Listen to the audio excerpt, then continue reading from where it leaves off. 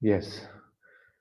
So, welcome all of you once again to the Bhagavad Gita Study Circle, and we are discussing something very important. We are discussing chapter number 15, and that is the Purushottama Yoga. Purushottama Yoga, very, very special. It's one of the shortest chapter in the Bhagavad Gita. Like the 12th chapter, it has 20 verses. And like I told you earlier in the previous session, that this chapter also is chanted before many auspicious activities that we start. So Purushottam Yoga is chanted. People memorize this and they chant it very regularly and very often. But before we begin our session today, let us chant the pranam mantras and then begin to dive into the chapter 15. Right?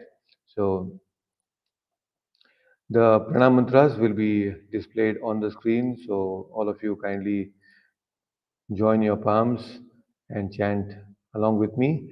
Let's dedicate this session to His Divine Grace, A.C. Bhaktivedanta Swami Prabhupada, the founder Acharya of ISKCON and my beloved spiritual master. Let us chant the pranam mantras. Namo Vishnu Padaya Krishna Preshtaya Bhutale Srimate Bhaktivedanta Swaminiti Namine Namaste Saraswate Deve Gauravani Pracharine Nirvishesha Shunyavadi Pashyat Deshatarine Jaya Shri Krishna Chaitanya Prabhu Nityananda Shri Advaita Gadadhara Srivasadi Gaura Bhakta Vrinda Hare Krishna Krishna Krishna Hare Hare Hare Hare Rama Rama Rama Hare Hare Om Ajnanatimirandasya Jnananjanashalakaya Chakshurunmilitam Mena Tasmai Shri Guruve Namaha. Hare Krishna, everyone. So, in the previous session, we had started chapter number 15, and it said that how Krishna started speaking about something very important here. In fact, this chapter does not begin with the question of Arjuna, but Lord Himself volunteered to speak something very, very important. And what did the Lord say? Sri Bhagavan Uvacha Urdvamulam Adashakam Ashwattam Prahuravyam Chandamsi Yasa Parnani Yastam Vedasa Vedavit. So, the Lord volunteered to speak something very interesting, and that is about the samsara vriksha, ashwattham rahuravyam. He spoke very elaborately. Of course, we discussed elaborately about ashwatha vriksha, and this is very, very important for us. So, this is a very unique tree which has the roots on the top and the branches downwards. This is the ashwatha, inverted ashwatha tree. It's very special. And we also understood that this is very special because this helps us to understand the Purushottama. Who is the Purushottama? The Lord Himself. Because this samsara vriksha, what is the samsara? Samsarati iti samsara. Many times when samsara, we use this word, we correlate this word to the problems of life, right? Many times we actually say that this samsara is referred to a burning fire. It is burning house. It's like sometimes the samsara is referred to as a python, sometimes samsara bhavasagara. It's ocean, it's a forest, it's a desert, it's a bad dream, it's like a disease, it's like a well, deep well. So many things we understood, isn't it? So this tree is so vast, we don't know where it is beginning, where it is ending. The suffering of this world is like that.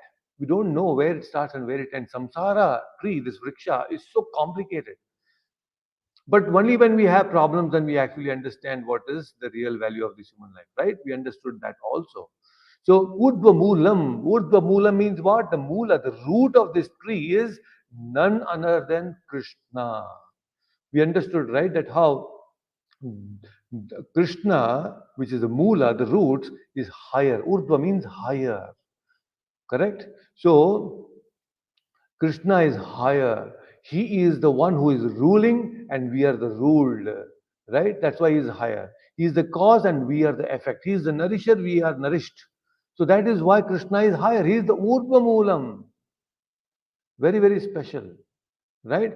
So this is a constantly changing tree. This Ashwatha tree, Ashwatha itself means that which is constantly changing. Avyayam. Constantly it is changing. Very, very difficult to understand this, right?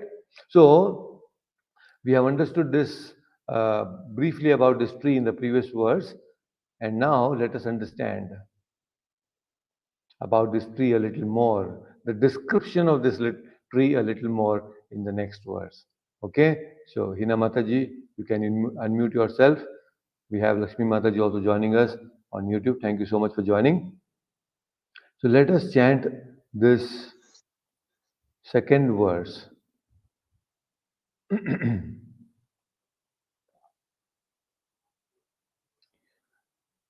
अधश्चोर्ध्वं प्रसृतास्तस्य शाखा अधश्चोर्ध्वम् प्रस्रस्तास्तस्य शाखा गुणप्रवृद्धा विषयप्रवालः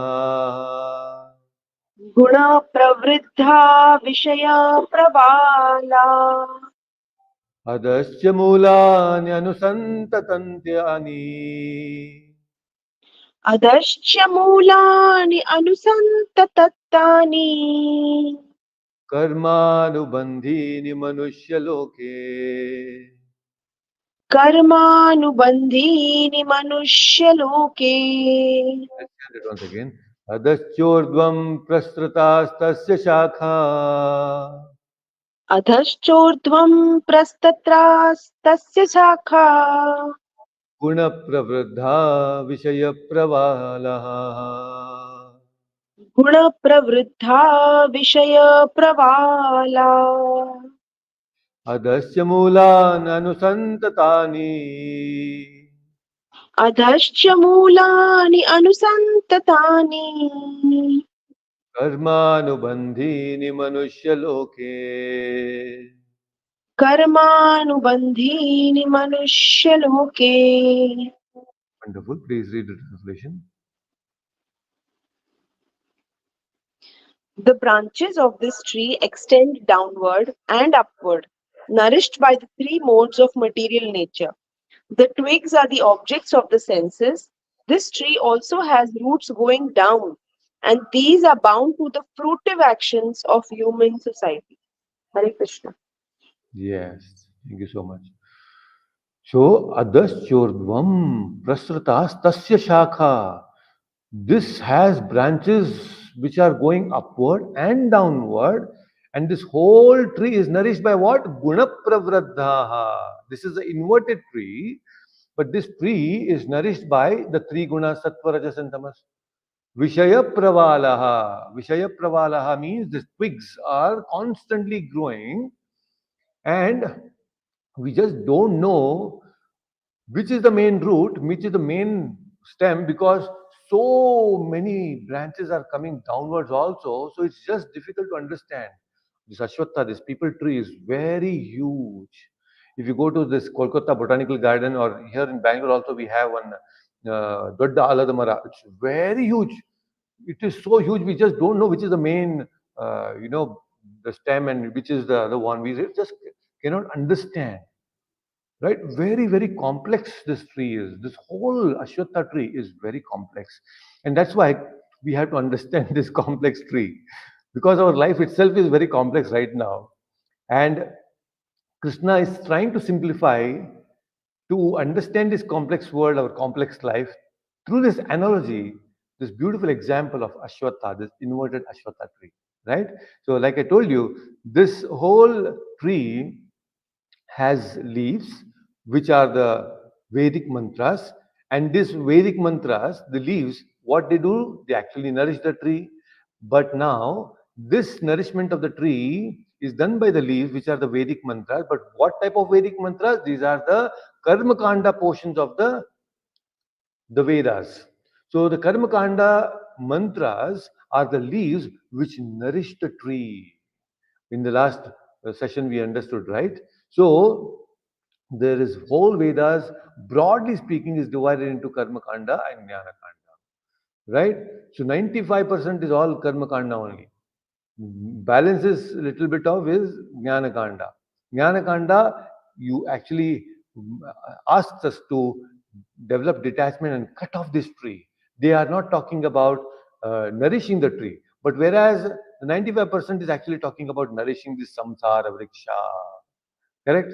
So basically, now, if you really want to understand this whole tree in a proper way, if you see the evolution of human consciousness is in steps, it happens gradually, right?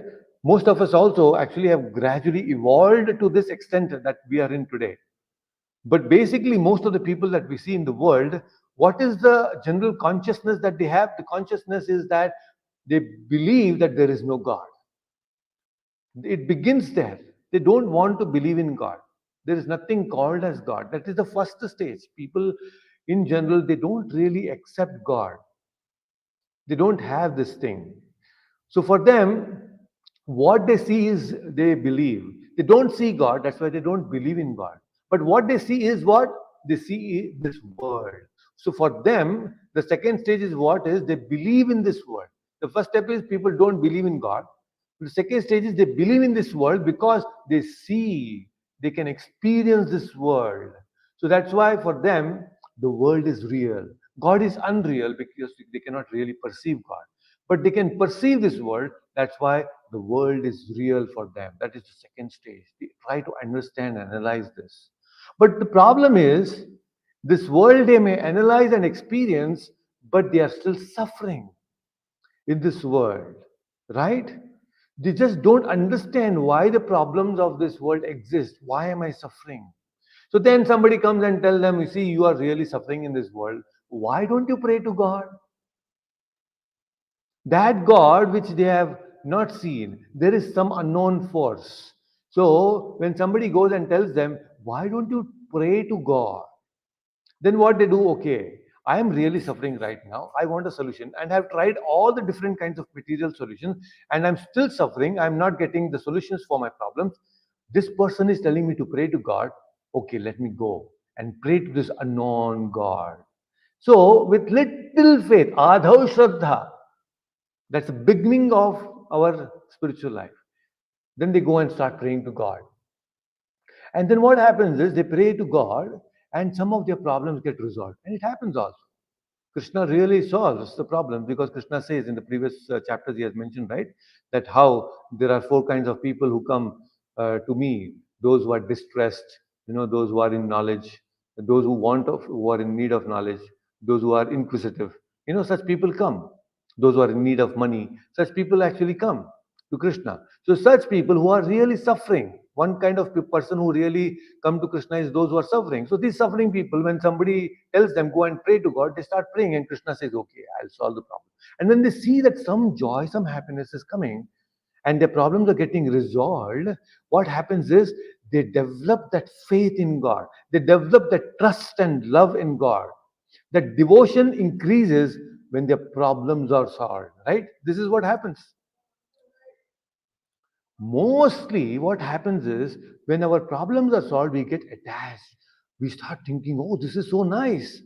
So, for them, what happens is now, in this state, when they are there, that, oh, my problems are getting solved because I'm praying to God. So, what they do is they make God as the means to solve their problems. They're actually attached to this world. They want to enjoy this world, but they want to solve the problems. And what is happening now? They make God as the means. This is what is karma kanda. Karma kanda is saying what? Are you were not believing in God. Now you start believing in God and solve your problem. This is karma kanda. This is how it works. So what karma kanda is actually doing, it is telling you that you don't try to solve these problems alone. You take the help of God. God is not the object, your ultimate goal. The ultimate goal is you want to enjoy your life, but you want to make God as a means. This is the karma kanda. Karma kanda, what it is saying, it is giving you the certain set of rules, some do's and don'ts, so that we develop disciplined action. We learn to have some disciplined action. Otherwise, people know they don't really don't know what is right and wrong. So, what karma kanda is doing is, from the most uncultured person of not believing in God, it is actually helping you to believe in God through disciplined action. That is called karma kanda. So what is happening now? Every time when your problem is getting solved, the person is actually depending on God gradually. For every problem, he goes and depends on God. What are the mostly problems that he faces? There is no putra, there is no dhana, there is no aishwarya. So all these things, for all these things, he has the problem for all these different things. He goes and depends on God. Krishna says, okay. So what is happening gradually? He is increasing his dependency on God. So when this devotion, when this thing is increasing slowly, slowly, his mood changes and he becomes a karma yogi. So because of that disciplined action, he is now becoming a karma yogi. Why karma yogi? Because he is connecting with God. That's why he becomes a karma yogi. So now when he becomes a karma yogi, the world will become means to him, but the God is going to become goal. Gradually he understands, oh yes, it's not that I have to simply run around this material gains. Actually, the one who is actually giving me all these things is God. I should actually make him as my goal. Because whenever I'm praying to him, I get everything. So instead of separately praying for all these things, why not I get connected to him? Because anyway, if I get connected to him, he's going to solve all my problems. Just see, this is intelligence. So you're understanding how this karma kanda is helping us to, uh, you know, come closer to God. It is guiding us closer to God, but that is not ultimate, right? Most people get stuck there only. They want God, but they want material benefits. Most people get stuck there. Many people in India, especially early morning, they all listen to this pravachan, in Atma's channel or this Sanskar channel. All these things, they all begin their day with a lot of puja part, agarbatti, everything they do. Wherein is all karma kanda, this God, that God, everything. Every day they have a different God to pray. Why? Because they get stuck up with this karma kanda. They want something from them. They want something from God.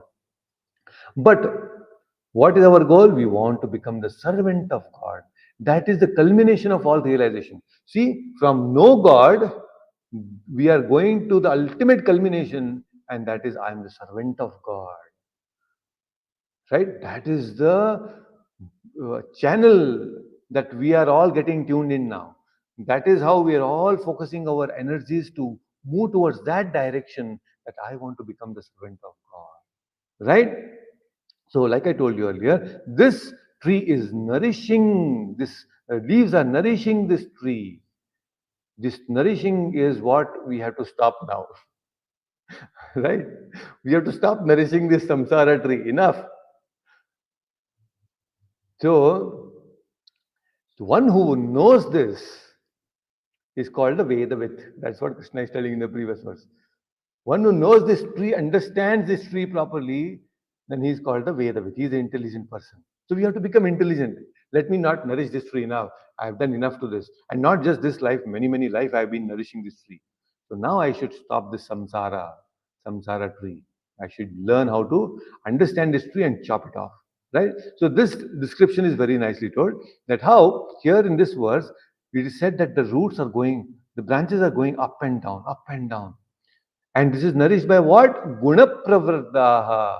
This is actually nourished by the three guna, sattva guna, rajo guna, tamo guna. And there is vishaya pravalaha. Vishaya means what? The buds. In the tree, if you see a tree, there are twigs and there are buds. The buds are where are the senses. The buds are the senses. those buds actually grow. When do they grow? When they are nourished properly, then they start growing. But this tree has the secondary roots also.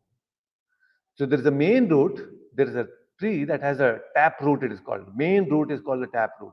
But there are secondary roots also, which are spread across this Manushya Loko. This last time, Hina Mataji asked, right? Is this tree also describing the 14 planetary system? This is what is that. This Manushya Loka is not just about this Bhuloka, but this tree is spread across all this 14 planetary system. So, Vishaya Pravalaha. This Vishaya, this bud, that nodular bud that is there, is the cause of the branch. Where does the branch grow? Wherever there is bud, the branch grows and then the tree grows. Right? So, there is a tree, there is a root, then there is a tree that is growing from the root, then there is a bud from the bud where the branches grow. What is that? The bud? That bud is the senses. What type of senses do we have? Knowledge acquiring senses that we have, right? So, what is that pravalaha? That pravalaha is the growing tree. The sense, the shoot that comes from the bud, that shoot is the sense object. You're getting the point? So, bud is the sense, and the shoot that comes out of that is the sense object. So, there are senses, then there are sense objects,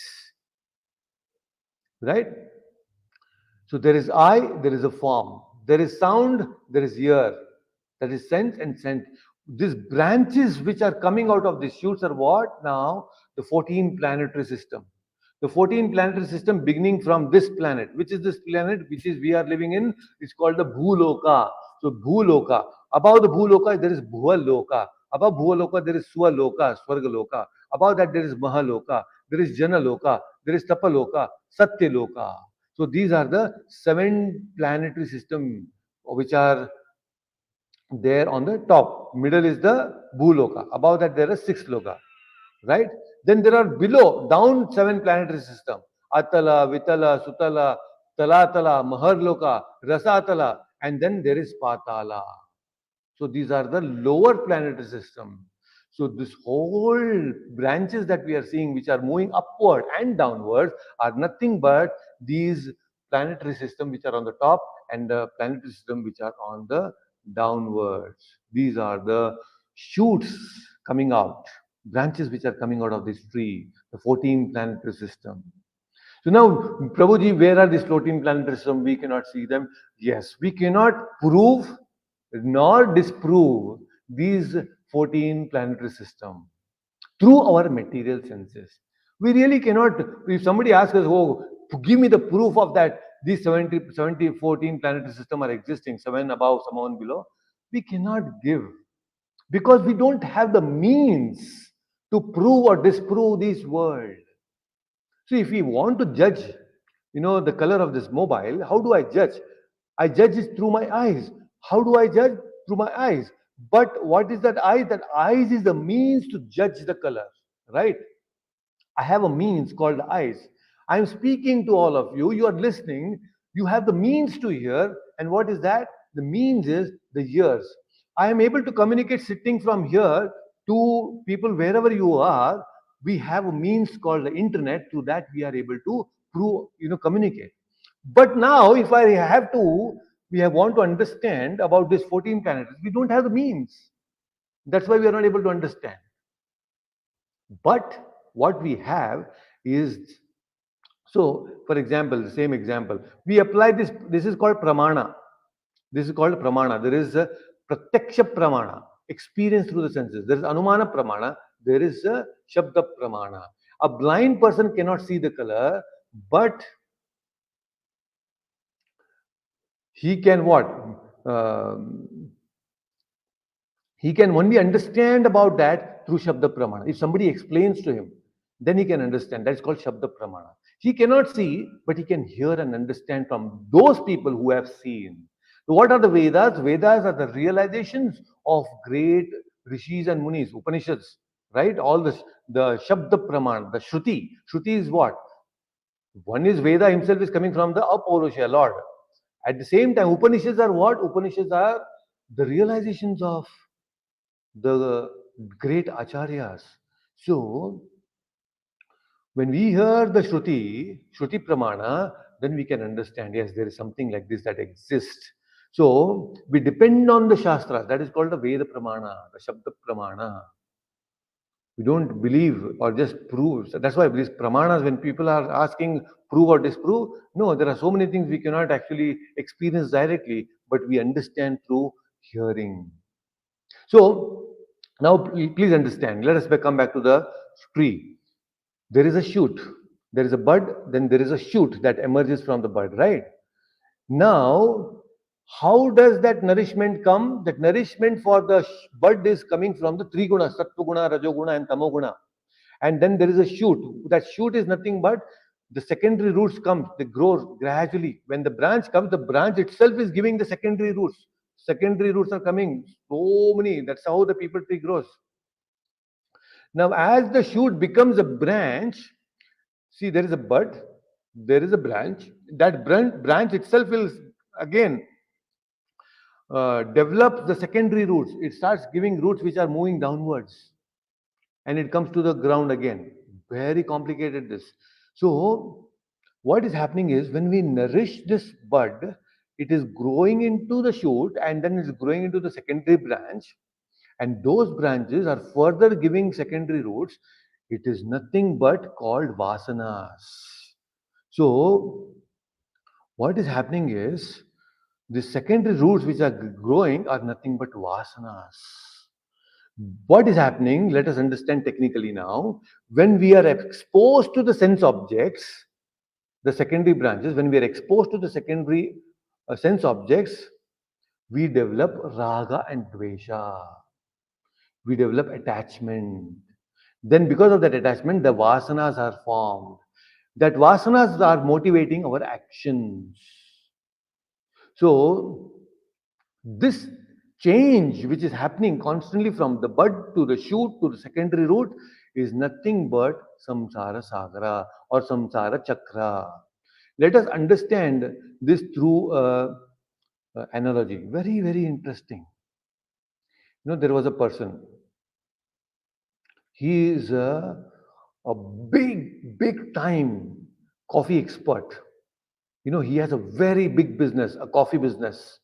His whole world revolves around coffee experience. Though one person went and asked him now, actually, please tell me, how did you become such a big coffee giant? How did you develop such a great big business in coffee? So then he started telling, oh, Swamiji, please listen to this very carefully. See, actually, I was working in a company. And when I was working in a company, I had one of my colleague. He once told me, we have a break time. Let's go to this nearby shop. And we went both for a break. And then he told me, let's drink this coffee. We ordered a coffee and we both drank the coffee. And when we drank the coffee, I liked it. I liked the coffee so much, so nice it was. Then we went on a Monday morning, we went on a Wednesday morning, we used to go on a Saturday morning. So every time when we used to go there, we used to drink this coffee, and we kind of developed a liking for this. And so what happened, Swamiji, when I came back on a Sunday I was at home, I was not going to the office, and somehow at 11 o'clock when we used to have this coffee, I started feeling tempted that I should drink this coffee at 11 o'clock on Sunday also. But now, what to do? Sunday, I don't have anything to make a coffee at home. So I bought a machine to make a coffee machine so that I can actually make it myself. So I bought the coffee powder, all the whatever that decoction or whatever it is, and then I started making the coffee at home myself. Not just myself, I also taught my wife to make how to make the best coffee. So this is how, when I started making this coffee, and when people started coming to my home, I started giving the coffee to all of them also. So not just we are drinking coffee now, I started giving to all the guests who were coming to the my home, right? And then slowly, whenever I used to attend any program or functions, this became a norm that we used to give coffee to in all these functions, like a drink, Whenever if anybody visits, now coffee they give, tea they give. So this coffee became a very integral part of all the social gatherings that we were having. And slowly, because people got to know that I'm a coffee lover, people started gifting me different types of coffees from all the different parts of the world, different brands. They used to get me, and they made so many different varieties of coffees, and I used to keep them in my shelf, and I used to now relish the different types of coffees that people gave me. You just see? Now I became so inquisitive about this coffee, drinking the different varieties. I wanted to know more. That's why I started going to the coffee plantations. And there I saw the farmers, how they are actually doing this farming and how they are growing this coffee seeds. And then when I went to the processing unit, I understood how they process. The whole gamut of experiences I got through this industry. I thought that now I want to understand more and more and more. And now he became so expert in coffee that you give him any type of brand or any type of coffee, he will exactly tell this coffee has come from Malaysia, this coffee has come from UK, France. He knows just by tasting it. He's become so expert, and hence he became the coffee man of the town. People started calling him, he's the coffee expert. And because he became a coffee expert, there was a journalist. He said, "Oh, sir, you are such a great expert in coffee. We want to write an article on this. So please help us." So they interviewed him, and he gave an amazing interview, and that was published. And then soon he received a call from one of the biggest coffee company. And then they asked him, "Sir, we actually read this article about you, and we know that you are the right person to actually give us the best perfect coffee that we are actually trying to produce. So please come." And they interviewed him, and he got amazing package. Now, why am I telling this whole thing to you?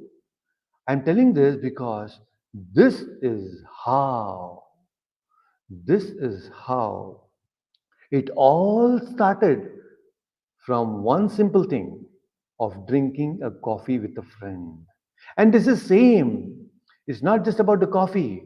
This is not about that coffee man. It's about us. It's about our life also. It all begins somewhere. It all started somewhere. Very simple way, in a very naive way. It started. This is called Vishaya Pravalaha. He got exposed to the coffee. An interaction of the senses with the sense object, that is the tongue with the coffee. What happened was he created an impression. This is nice. So what happens is, when the sense comes in contact with the sense object, I develop an impression. There is an impression that is created in our consciousness. This is nice. That is impression is called mulani. You see, Krishna is talking about this. Mulani. What is that impression? It becomes a root, the secondary root, mulani. That drinking of the coffee is what? Karma. Karma anubandini. That is the shoot that is arising. Then, as the karma becomes repetitive, as you're drinking the coffee again and again and again, what is happening? The shoots are growing and growing and growing. We are nourishing the shoot, right? And because we are nourishing the shoot, then the vasanas are growing. My raga, my attachment to that coffee is growing more and more. And then the branches grow so much that we create a coffee world around us.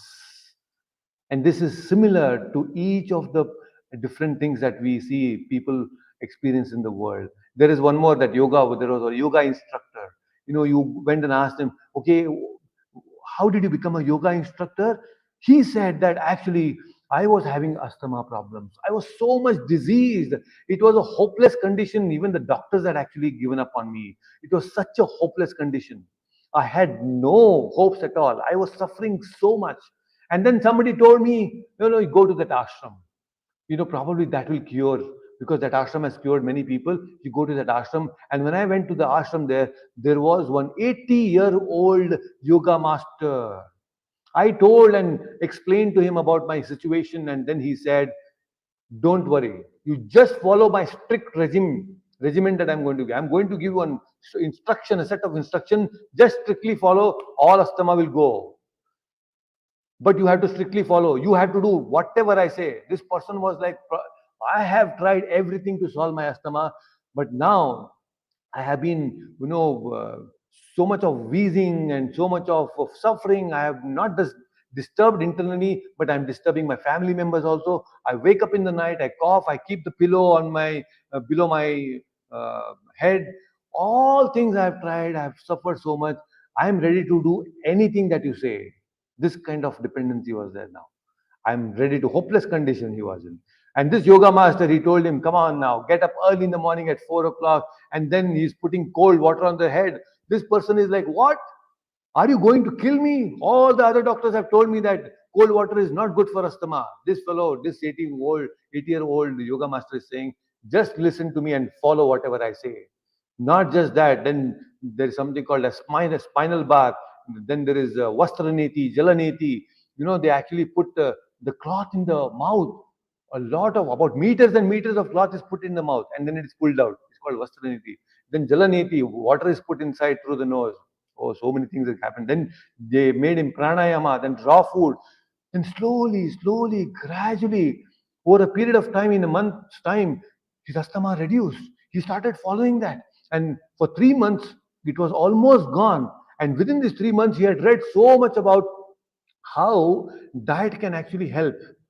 Yoga can help in improving the health of a person. The diet and yoga can really help improve the health. So he took a course on that. He came and he did a lot of big yoga course, and then finally ended up becoming a yoga instructor himself. You see, the Newton and apple. Newton, what did he do? The apple fell on his head, and that became a trigger for him, right? So, samsara chakra, his world revolved around gravity for Newton, right? We create a world around us based on the guna pravardaha, the kind of guna we are taking in, the nourishment that we are taking in, right? Guna pravarda, whatever we perceive in this world is based on that guna. We create a world which is sattvic, we create a world which is rajasic, we create a world which is tamasic, based on what type of guna we are exposed to. Based on that guna pravarda, we get exposed to, we create a world around us. Some people have created a world around cricket, some people have created a world around hockey, somebody around medicine, somebody around technology. We have a world of technology around us, somebody has a world of medicine around them. That is how it is. We create a world based on the guna that we are exposed to. Fortunately, before we were not actually interested in Bhagavad Gita. Were we interested in Bhagavad Gita? We were not interested in Bhagavad Gita, but somehow we were so much interested in the cinema, the restaurants, and the different new chat shops that are coming out. We were interested in all such things. We were not interested in Bhagavad Gita at all. But fortunately, by the mercy of Prabhupada, we came across Bhagavad Gita, and we started creating a world around us which is spiritual in nature. That bud which was there, which gets the nourishment and becomes a shoot and then the branch, we started nourishing that branch within us. That this branch of spirituality started growing in us. And hence, this samsara is slowly changing. It's becoming a spiritual samsara now. It is changing for us. Right? So this samsara vriksha is growing, but fortunately we also have a branch which is spiritually growing. A spiritual branch is there which is growing for us now, because we have taken a shelter of Bhagavad Gita and Prabhupada. Right? So this Manushya Loka is the Karma Bhumi, and all other planets that are seen, that are all are Bhoga Bhumi. Out of 14 planetary system, only this Manushya Loka is the Karma Bhumi, where you get exposed to, where you can actually gain the karma. Bhoga Bhumi is what? Whatever you have gained, punya or papa, you only exhaust that in the other planetary system. But in this Karma Bhumi, Bhuvaloka, which we are in right now, we can actually gain a lot of things. We are actually gotten a chance to escape or chop off this tree. Very important. So actually, what is happening is we are the ones who actually create our destiny. We create our destiny based on the inclinations and the impressions and our karma. We don't have to blame anyone. We should not blame any star. We should not blame any planet. Oh, this Rahu and Ketu is actually creating my destiny. No, none of these things are actually creating our destiny. It is we who are creating this destiny because we are nourishing a certain type of bud within this inverted Ashwata tree which is there within us. Very important, very, very important. So, this is such a wonderful, complex tree, and we are now slowly trying to understand this. Let us get attached more and more to that spiritual bud, and let us develop this spiritual branch more and more so that we can one day, through the knowledge of jnana, chop off this tree, which is samsara sagara. This samsara sagara is so complicated. It is tossing us up and down with so much of suffering. But now let us try to gain knowledge, and with the axe of knowledge, we should cut this samsara sagara. That's why Bhagavad Gita is helping us. We should understand this and try to chop off this samsara sagara from the roots, in the sense so that we completely get detached. That we will understand in the next verse, that is the verse number 3. But if you have any questions for now, you can feel free to ask questions with the discussion that we had today. Any questions?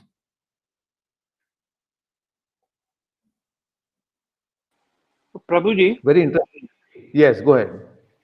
yeah, actually, as you said, we have to cut off this samskara tree, but I I think in Satyug and all, it definitely must be possible. But in Kalyug, you've directly cut it. It is very difficult to, continue with your sadhana, continue with your spiritual life without this samsara lifeline. So, what do you think about this? Yeah. Yes, definitely it is not possible to directly cut off this samsara tree because it is so complex. It is so huge and massive. We just don't know where to begin and where to end, right? Even if we want to start, cutting it, we just don't know where to start. It's so complex and so huge. We have, built this tree over many, many lifetimes. It's not so easy to. But what we can do right now is instead of focusing on cutting this or chopping off this tree, we can actually start nourishing the spiritual bud, the spiritual branch. See, in this big tree that we have now got that spiritual branch, that spiritual bud. Let us try to focus and take all the nourishment to that branch. Instead of nourishing the other branches, instead of nourishing the other roots and twigs and leaves, try to nourish that branch which is spiritual. Your spiritual aspect, spiritual branch within should grow. So if you can start focusing on that, then what will happen is slowly the other branches, the roots and twigs will not get any nourishment. And what will happen is they slowly wither off. They'll slowly, automatically, they'll wither off. So our process is very simple. We want to get detached, correct? But instead of becoming completely detached and trying hard to become detached from this, we should focus on getting attached to Krishna. Because if we start getting attached to Krishna, Krishna will help us to chop off the other tree. Because on our own, what can we do? We do not have the strength also. How much strength we do have right now? We don't have the strength. So why not I depend on Krishna, and then Krishna will take care of it. Depend on Prabhupada, and Prabhupada will take care of it. So, what we should do is our raga, our attachment is right now towards these material things. Let us now redirect our raga, that attachment towards Prabhupada and Krishna. So, that way, my energies are focused on nourishing the spiritual branch and not focused on nourishing the material branches. So that is the process that we can do right now. And that is what is chanting. That is what listening to the Bhagavad Gita is doing. What this Bhagavad Gita session is doing, it's actually nourishing your spiritual branch. Chanting Hare Krishna mantra, what it is doing, it is nourishing that spiritual branch. So slowly and gradually, we are developing the taste. We are developing the taste for the spiritual branch.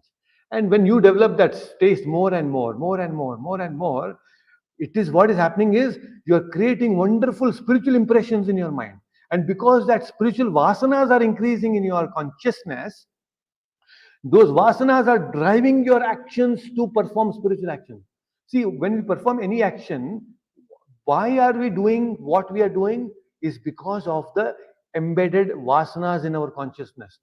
Because our deep rooted vasanas right now, I want to enjoy this particular taste. I like eating this. I want to watch certain things. Why? Because the vasanas are there.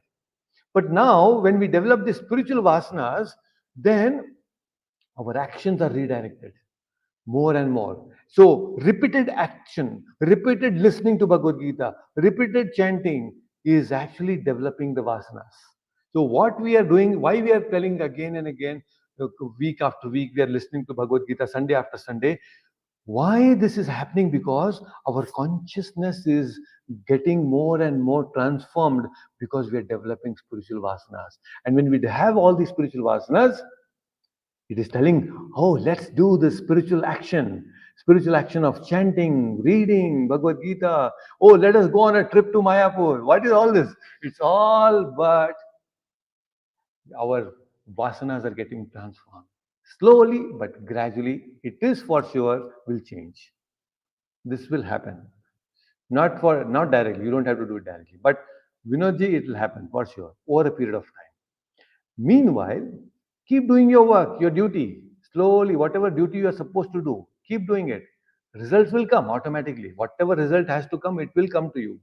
Whatever is due in your quota, which you have already sowed in the past, it will come to you. If you just keep working and it will come to you automatically. It's like that. You cannot escape your results. Results will come to you. Good, bad, ugly, everything. If there are good things, you keep doing your duty, it will come into your pocket. It is like that. It is already there. The fruit is already there. What Krishna is saying, will you perform action? That's it. You perform action, whatever is there, due that you are supposed to get, it will come and fall into your pocket. That's how it is. Right? So, hope that answers your question. Yeah, got it, Prabhuji. Any Thank other you. Hare question? Krishna. So, this is interesting. So, we have a chance now to actually understand the spiritual branch. Actually, it is so wonderful. We start dissecting this tree one by one, understanding this verse after verse after verse. It gives a lot of clarity about what we are doing, why we are doing. All these things becomes very clear.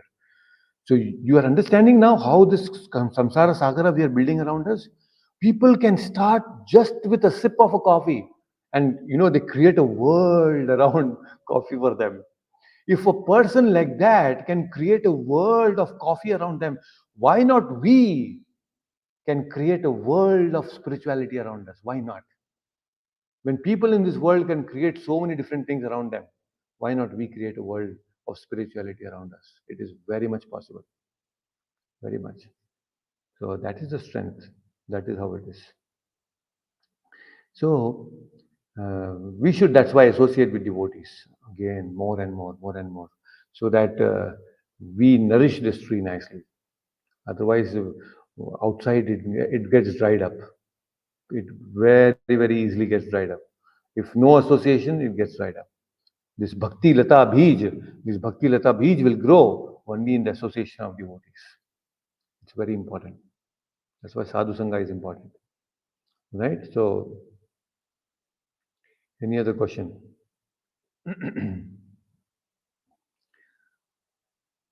So, Prabhu, how will we say no to coffee without tasting it? So, this is the question asked by uh, Lakshmi Mataji. So she's asking actually that how will we say no to coffee without tasting it? So that's why sometimes, there are three types of intelligent people. There are people who are first class intelligent, second class intelligent, third class intelligent. When a person who is first class, you tell him once that it is wrong, it is not good for you, he will not endeavor it. He's a first class intelligence. When Shastras tell him that you don't do this, you don't go and touch the fire, you will burn. They'll listen to it and they'll just not put their hand into it. Right? That is first class. Second class is let me experience it. They go and they'll actually put their hand, oh, then they experience, oh, it burns actually, my hand is burned now. That is second class intelligence. Third class people are, intelligent people are those who are like, they know they're burning their hands, but still again and again, repeatedly, they go and put their hand in the fire. Madness it is, madness. So we should become first class intelligent. We should not become like the third class people, intelligent people who commit mistakes. When there is a person where you have faith, on whom you have faith, and that person tells you, that is Krishna, is telling you that this is right, wrong, and when you know that there is something that is wrong and Krishna is telling it, let me not do it. That is first class. Second class people, they want to experiment and they get burnt. So, not that everything in this world is there that we have to experience. Because there are so many material things to experience, it's unlimited. This lifetime is not enough to experience everything in this world. So that is why we should just know what is right and what is being told by the acharyas in Krishna, just follow it. Otherwise, if you want to take everything in this world and want to experience, then this world actually, that actually leads to the next verse. Actually, whatever you're asking, that experience that you're talking about is very interesting, and it leads to the next verse. But I want to cover that next verse because their third and fourth verses are together combined. So I want to take that experience, about their experience, in the next session. It's a very good question, but we will elaborate to your question in the next session because it all deals with this very same thing about the experience. It's very interesting. So in this short time, I'll not take much of your time. You can just know that in this world there are so many things and we cannot experience everything. It's not just possible. So we just have to be intelligent and accept whatever the acharya, the spiritual scientists have told us. Human form is already very shortened and we already have enough problems to us in our life. So I think we should just take and stick on to the situation, the simplistic process, the protocol that is given to us by the acharyas and Prabhupada. Just follow it. That's it. Because for everything that we have to do, it is going to be complicated. That, yes, why it is complicated, how it gets complicated, that reasoning will give in the next session. Okay. Any other question?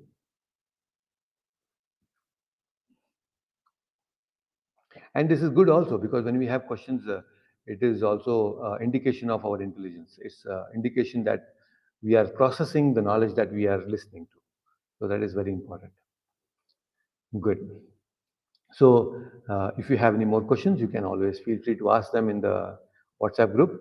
We will again meet and discuss further about this samsara vriksha and discuss more about it in the next session. Okay. Thank you so much for joining. We will again meet next Sunday. Hare Krishna. Hare Krishna, Prabhuji. Hare Krishna Mataji. Hare Krishna Prabhuji. Hare Krishna Hare Krishna Charanji. Prabhuji. Hare Krishna Vinodji. We will be meeting again this evening for the discussion on the Mayapur trip. That